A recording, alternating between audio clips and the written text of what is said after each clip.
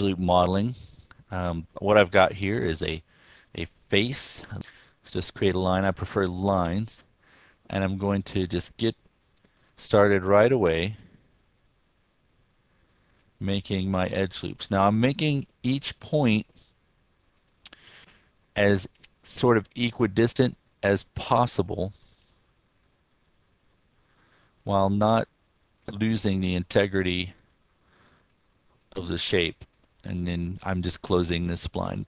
Pretty much I think everybody has done the spline, and I'm just gonna so I put the eye somewhat in front of the face, and let's just do this.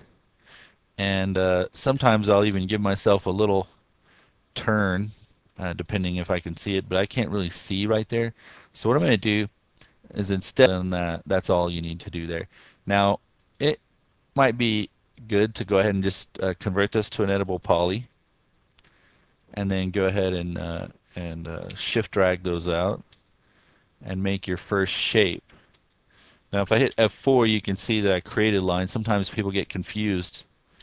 They don't think they actually created a new shape. They think they just scaled it out. But if you hold down the shift key while you scale out like this, if you hold the shift right now like I am and then pull it out, it'll create new edges. That's the shift drag. So let's get this nice and steady here, and you would go in and move these points around, kind of relax them out.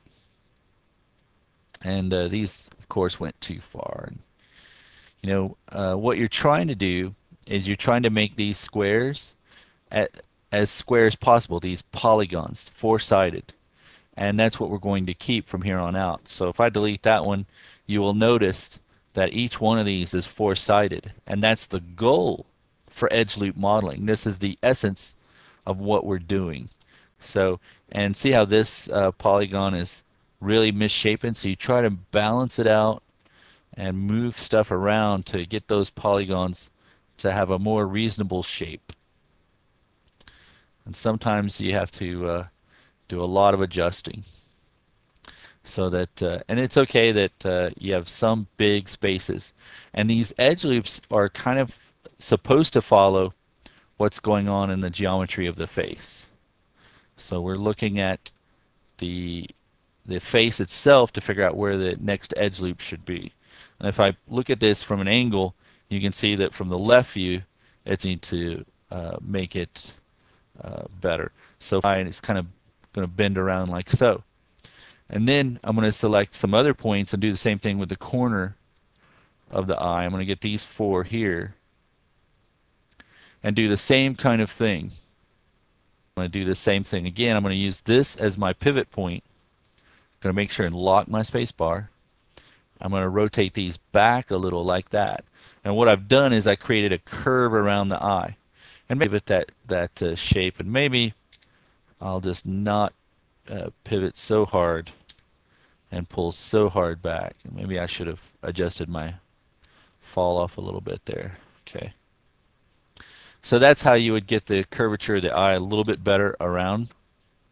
You can also just select and look at it and pull to get these. And obviously this part of the eye should be further back. I can see in the left view how things should be. This should be rather shallow in there, shouldn't it? And maybe her eyebrow doesn't go quite that far up.